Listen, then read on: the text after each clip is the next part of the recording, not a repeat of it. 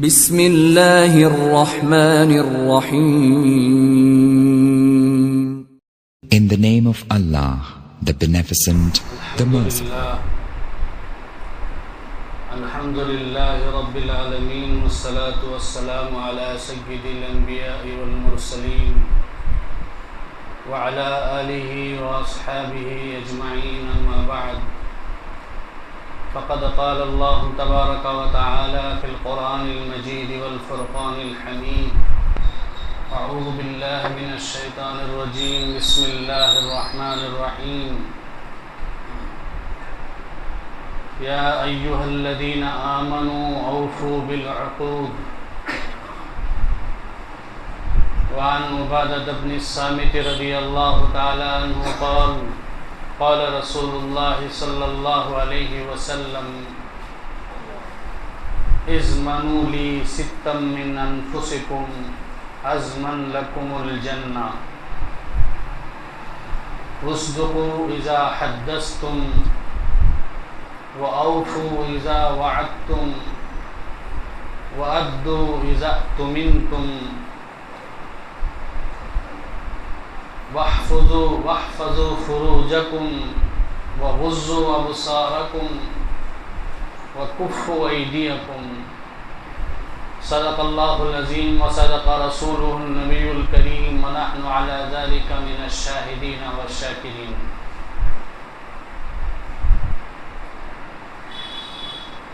محترم بزرگوں اور دوستو، صحابی رسول حضرت عبادہ ابن الصامت رضی اللہ تعالی عنہ ارشاد فرماتے ہیں کہ ایک مرتبہ رسول اللہ صلی اللہ علیہ وسلم نے ارشاد فرمایا: اضمنوا لی ستا من انفسکم، اے لوگو تم مجھے اپنی طرف سے 6 چیزوں کی ضمانت دو، گارنٹی دو. اضمن لکم الجنہ، میں تمہارے لیے جنت کی ضمانت اور گارنٹی دوں گا. 6 چیزوں کی تم گارنٹی دو، میں تمہیں جنت کی گارنٹی دوں گا. کون فرما رہے ہیں؟ روئے زمین میں انسانوں میں سب سے سچے انسان، جن کی سچائی کافر بھی مانتے تھے، جس کی وجہ سے کافر بھی آپ کو الصادق الامین کہہ کے پکارتے تھے، ایسے سچے رسول، سچے نبی کی زبانی ہمیں گارنٹی دی جا رہی ہے کہ تمہیں میں جنت کی گارنٹی دیتا ہوں، لیکن ضروری ہے کہ تم مجھے 6 چیزوں کی گارنٹی دو. گورنمنٹ کا کوئی ملازم ہمیں گارنٹی دیتا ہے تو ہمیں تسلی ہوتی ہے، ایم ایل اے گارنٹی دیتا ہے تو تسلی ہوتی ہے، ایم پی گارنٹی دیتا ہے تو اور زیادہ تسلی ہوتی ہے. اگر اسٹیٹ کا سی ایم گارنٹی دے تو پھر پوچھنا ہی گیا. اس سے آگے بڑھ کر اگر ہمارے ملک کا پی ایم اگر ہمیں کسی چیز کی گارنٹی دیتا ہے تو کتنا یقین ہوتا ہے. یہاں اللہ کے سب سے پیارے نبی، سارے انبیاء کے سردار، خاتم النبیین حضرت محمد مصطفیٰ صلی اللہ علیہ وسلم ہمیں گارنٹی دے رہے ہیں کہ تم 6 چیزوں پر عمل کرو، 6 چیزوں کی پابندی کرو، میں اپنی ضمانت میں، اپنی گارنٹی میں تمہیں جنت میں داخل کرواؤں. تو ہمیں کتنا یقین ہونا چاہیے.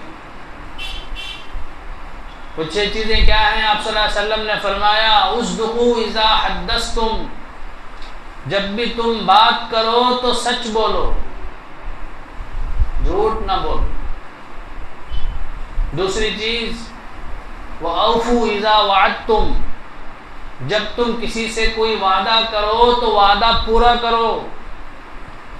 تیسری چیز وَأَدُّوا اذا اؤْتُمِنْتُمْ، جب تمہارے پاس کوئی چیز امانت رکھی جائے تو امانت کی حفاظت کرو، امانت کو صحیح پہنچا دو، اس میں کوئی خیانت مت کرو.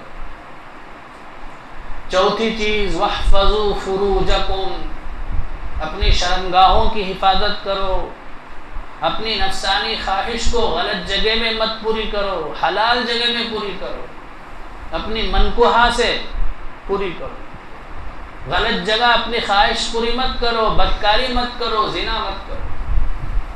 واحفظوا فروجکم، پانچویں چیز وغضوا ابصارکم، اپنی نگاہوں کی حفاظت کرو، غلط جگہ پر اپنی نگاہ مت ڈالو، اجنبی عورتوں کو مت دیکھو، جہاں دیکھنا اللہ نے حرام کیا ہے اس کو مت دیکھو، اپنی نگاہوں کی حفاظت کرو۔ چھٹی چیز وَكُفُّوا أَيْدِيَكُمْ، اپنے ہاتھ کو بچاؤ ظلم کرنے سے، اپنے اعضاء کو غلط جگہ استعمال کرنے سے اپنے آپ کو بچاؤ۔ تو بزرگوں اور دوستو، یہ 6 چیزیں ہیں، اللہ کے نبی فرماتے ہیں اگر تم ان 6 چیزوں کی پابندی کرو گے تو میں اپنی گارنٹی میں، اپنی ضمانت میں تمہیں جنت میں داخل کرواؤں گا۔ اللہ ہم میں سے ہر ایک کو ان 6 باتوں پر بھی عمل کی توفیق عطا فرمائے۔ اب ان میں سے ایک ایک بات ایسی ہے کہ اس کے لیے بہت لمبا وقت چاہیے، اس لیے میں دوسری بات وَأَوْفُوا إِذَا وَعَدتُّمْ، کہ جب تم وعدہ کرو تو وعدہ پوری کرو، اس کے بارے میں کچھ تفصیلی روشنی ڈالنا چاہتا ہوں۔ بزرگوں اور دوستو، ہم روزانہ کسی نہ کسی سے کوئی نہ کوئی وعدہ کرتے ہیں، زبانی وعدہ کرتے ہیں، تحریری لکھ کر وعدہ کرتے ہیں، اپنے عمل سے وعدہ کرتے ہیں، لیکن ہم نہیں سمجھتے کہ وعدہ نبھانا، وعدہ پورا کرنا یہ بھی ایک عبادت ہے، یہ بھی ایک ثواب ہے، شریعت میں اس کی بھی بڑی اہمیت ہے۔ ہم یہ نہیں سمجھتے، ایسے ہی وعدہ کرتے ہیں اور وعدہ خلافی کرتے ہیں، معمولی دنیا کی خواہشوں کے خاطر، دنیاوی اغراض کے خاطر وعدے کے خلاف کرتے ہیں، حالانکہ وعدہ خلافی بہت ہی بری چیز ہے شریعت میں۔ نماز پڑھنے کو عبادت سمجھتے ہیں، روزہ رکھنے کو عبادت سمجھتے ہیں، ذکر کرنے کو عبادت سمجھتے ہیں، قرآن پاک کی تلاوت کرنے کو عبادت سمجھتے ہیں، لیکن وعدہ نبھانے کو، وعدہ پوری کرنے کو ہم عبادت ہی نہیں سمجھتے، شریعت ہی نہیں سمجھتے اسے۔ ہم نے شریعت کو محدود کر دیا ہے مسجدوں کے اندر، خانقاہوں کے اندر، بس یہی شریعت ہے، جب ہم مسجد سے باہر آ جائیں تو ہم شریعت سے آزاد ہیں، ایسا نہیں ہے۔ اسلام ہمیں زندگی کے ہر معاملے میں، ہر شعبے میں رہنمائی کرتا ہے۔ تو اسی طرح وعدہ کرنے کے بارے میں بھی قرآن میں، حدیث میں وعدے کی اہمیت کے بارے میں بہت تفصیل سے مذکور۔ اللہ تعالیٰ قرآن پاک میں فرماتے ہیں یا ایھا الذین آمنوا اوفوا بالعقود، اے ایمان والو وعدے پورا کرو۔ اور ایک جگہ اللہ نے تقوی والوں کے اوصاف ذکر کرتے ہوئے فرماتا ہے والموفون بعہدہم اذا عاہدوا، تقوی والے نیک لوگ وہ ہیں کہ جب وعدہ کرتے ہیں تو اسے پورا کرتے ہیں۔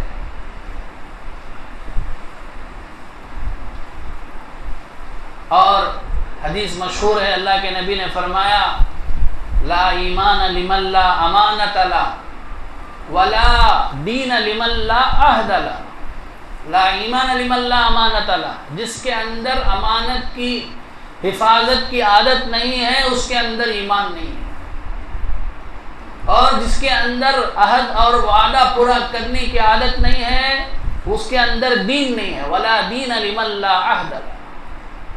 تو معلوم ہوا کہ وعدہ نبھانا، وعدہ پورا کرنا بھی شریعت کا ایک اہم اور ضروری عمل ہے، اس کے پورا کرنے پہ ثواب ملتا ہے، اس میں کوتاہی کرنے پر سزا ملتی ہے۔ اس سے پہلے بھی میں سنایا تھا کہ وعدہ خلافی کرنا یہ منافقین کی عادت ہے۔ اللہ کے نبی نے فرمایا آیت المنافق ثلاث، منافق کی نشانیاں 3 ہیں۔ اذا حدث کذب، منافق جب بھی بات کرتا ہے تو جھوٹ بولتا ہے۔ وَإِذَا اؤْتُمِنَ خَانَ، جب اس کے پاس امانت رکھی جاتی ہے تو اس میں خیانت کرتا ہے۔ اور وَإِذَا أَوَعَدَ أَخْلَفَ، جب وعدہ کرتا ہے تو وعدہ خلافی کرتا ہے۔ تو یہ منافق کی عادت ہے۔ ایک ایمان والا، ایک مومن، ایک دیندار آدمی وعدہ خلافی کرے، یہ اس کے شایع نشان نہیں ہے، اس کے لائق نہیں۔ ایسا آدمی ایمان والا کہنے کے لائق ہی نہیں ہے۔ تو معلوم ہوا کہ دین اسلام کے اندر وعدہ نبھانے کی، وعدہ پوری کرنے کی بہت بڑی اہمیت ہے۔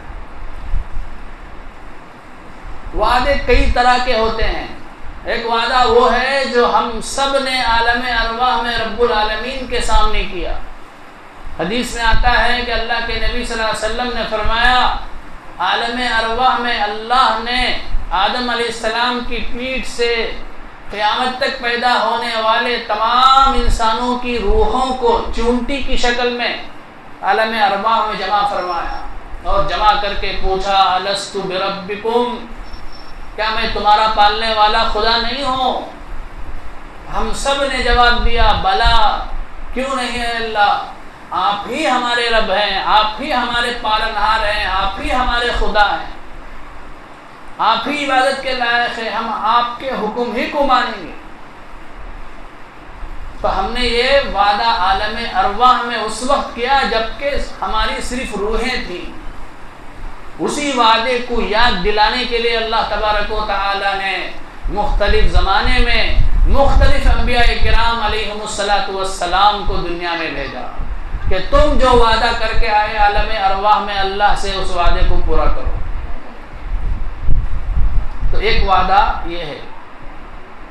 اور ایک وعدہ، جب بھی کوئی شخص کلمہ پڑھتا ہے، لا الہ الا اللہ محمد الرسول اللہ، اشہد ان لا الہ الا اللہ واشہد ان محمد الرسول اللہ، تو یہ بھی ایک مسلمان کا اللہ سے وعدہ ہوتا ہے۔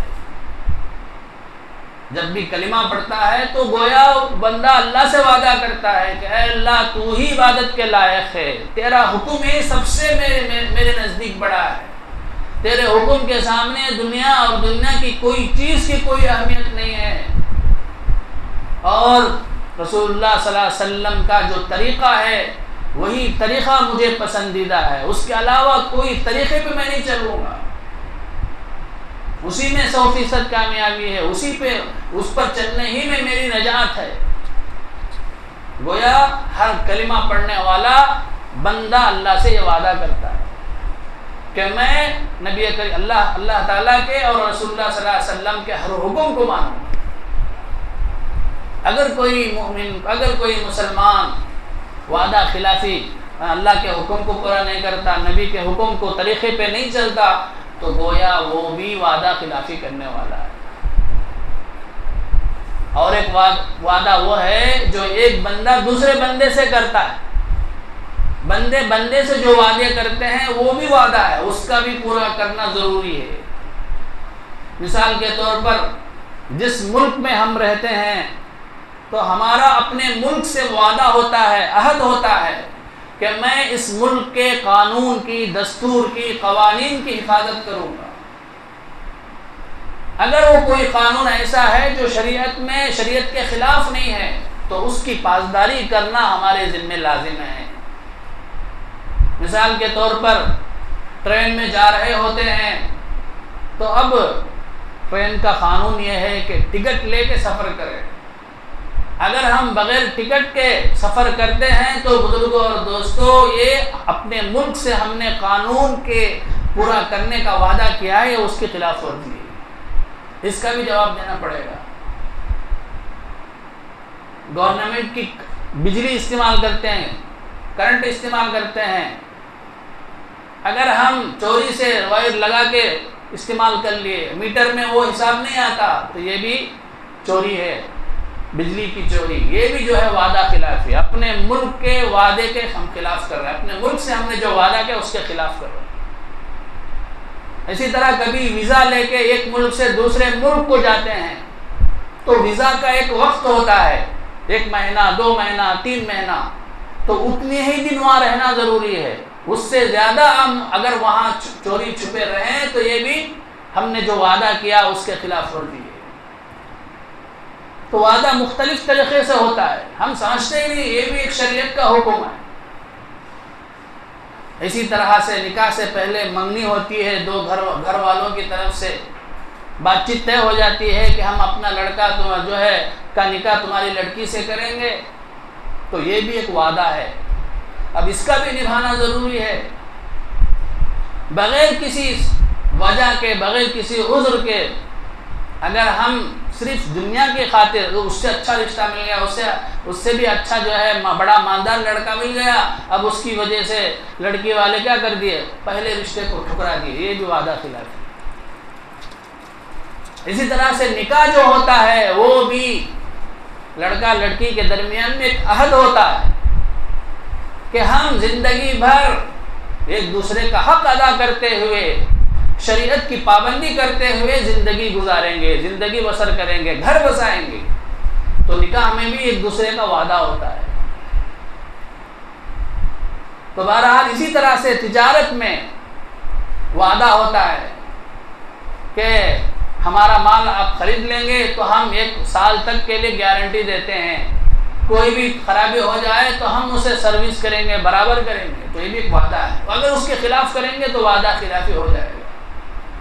کسی سے قرض لیتے ہیں کہ میں 3 مہینے میں تمہارا قرض ادا کر دوں گا، اب 3 مہینہ ہو گیا پتہ ہی نہیں، سوئچ آف، اس کا نمبر ہی بلاک کر دیتے، یہ بھی وعدہ خلافی ہے۔ تو بزرگوں اور دوستوں، زندگی کے کئی مراحل ایسے آتے ہیں جس میں ہم وعدے کرتے ہیں تو ان کا پورا کرنا بھی ضروری ہے۔ وعدہ خلافی شریعت میں بہت ہی بری بات ہے۔ اللہ کے نبی کریم صلی اللہ علیہ وسلم کے بارے میں حدیث کی کتابوں میں لکھا ہے، ابھی آپ کو نبوت عطا نہیں کی گئی، حضرت عبداللہ ابن ابی الحمصہ رضی اللہ عنہ جو ابھی مسلمان نہیں ہوئے، ان کا بھی نبی کریم صلی اللہ علیہ وسلم کا بیپار ہوتا ہے، کوئی چیز وہ آپ صلی اللہ علیہ وسلم سے خریدتے ہیں، تھوڑا پیسہ ہوتا ہے ادا کر دیتے ہیں، اب باقی پیسہ دینا ہوتا ہے، تو وہ جو آئندہ صحابی ہوئے حضرت عبداللہ، انہوں نے آپ صلی اللہ علیہ وسلم سے کہا کہ اللہ کے نبی آپ یہیں رہیے، میں گھر جا کے باقی پیسہ لے کر آتا ہوں، آپ کے حوالے کرتا ہوں۔ اب چلے گئے، گھر گئے، گھر گئے، جا کے گھر میں ایسے مصروف ہو گئے انہیں یاد بھی نہیں رہا کہ میں نے صاحب سے وعدہ کیا۔ 3 دن کے بعد یاد آیا، 3 دن کے بعد، ارے میں نے تو محمد صلی اللہ علیہ وسلم سے وعدہ کیا تھا۔ فوراً بھاگتے ہوئے آئے تو دیکھا کہ اللہ کے نبی صلی اللہ علیہ وسلم اسی جگہ موجود ہے۔ اللہ کے نبی نے فرمایا، صرف اتنا فرمایا، شققت علیہ، تو نے مجھے مشقت میں ڈال دیا، وَأَنَا هُنَا أَنْتَظِرُكَ مِنْ ثَلَاثٍ، میں یہاں 3 دن سے تمہارا انتظار کر رہا ہوں۔ صرف اپنی ضروریات پوری کرنے کے لیے گھر جاتے تھے، باقی وقت میں آ کے وہیں کھڑے رہتے تھے۔ تو اللہ کے نبی نے خود عمل کر کے دکھایا کہ وعدہ نبھانا کتنا ضروری ہے، اور حضرات صحابہ کو بھی اس کی تعلیم دی کہ وعدہ جو اگر کر دو تو اسے پورا کرو، چاہے تمہارا وعدہ اپنے لوگوں سے ہو، دوستوں سے ہو، دشمنوں سے ہو، وعدہ کر دو تو وعدہ پورا کر دو، اس لیے کہ ایک مسلمان کے شائع نشان نہیں ہے کہ وہ وعدے کے خلاف کرے۔ کتابوں میں ایک واقعہ لکھا ہے کہ حضرت حذیفہ رضی اللہ عنہ اور ان کے والد، یہ دونوں مکہ مکرمہ سے مدینہ منورہ جانے لگے، تو راستے میں ابو جہل سے اور دوسرے کافروں سے ملاقات ہو گئی، انہوں نے ان کو روک لیا، کہاں جا رہے ہو؟ تو ان دونوں نے کہا کہ ہم مدینہ منورہ جا رہے ہیں نبی صلی اللہ علیہ وسلم سے ملنے کے لیے۔ تو ابو جہل نے کہا تم مدینہ جا کے ہمارے خلاف لڑو۔ تو ان دونوں نے کہا ہم تم سے وعدہ کرتے ہیں، ہم صرف جا کے محمد صلی اللہ علیہ وسلم سے ملیں گے، ملاقات کریں گے، تمہارے خلاف لڑائی میں شریک نہیں ہوں گے۔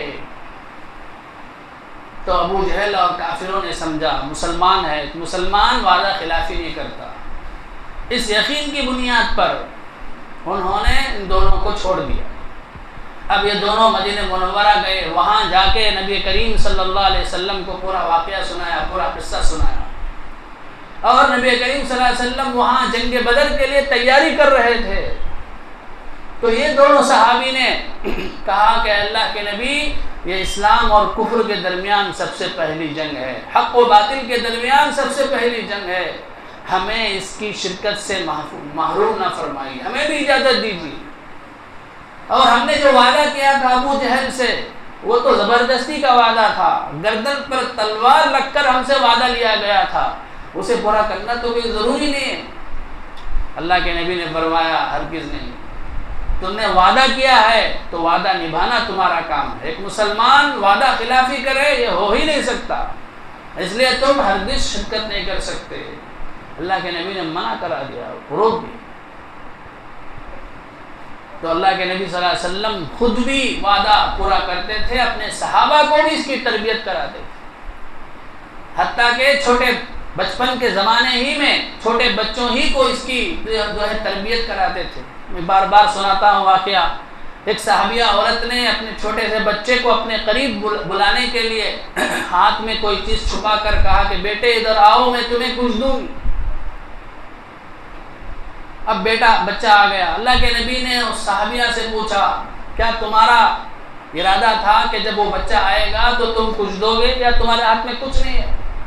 صحابیہ نے کہا اللہ کے نبی ضرور میرے ہاتھ میں کھجور تھی، میں وہ کھجور دینا چاہتی تھی۔ اللہ کے نبی نے کیا فرمایا؟ اگر تم جھوٹا وعدہ کرتی تو یہ تمہارے نامہ اعمال میں جھوٹ ہوگا، اس کا جھوٹ ہونے کا گناہ لکھا جائے۔ تو بچپن ہی سے یہ تربیت کرائی جا رہی ہے۔ تو بزرگوں اور دوستوں، یہ وعدہ پورا کرنا اس کی بڑی اہمیت ہے، اور جو وعدہ خلافی کرتے ہیں ان کے لیے بڑی وعیدیں آئی ہیں۔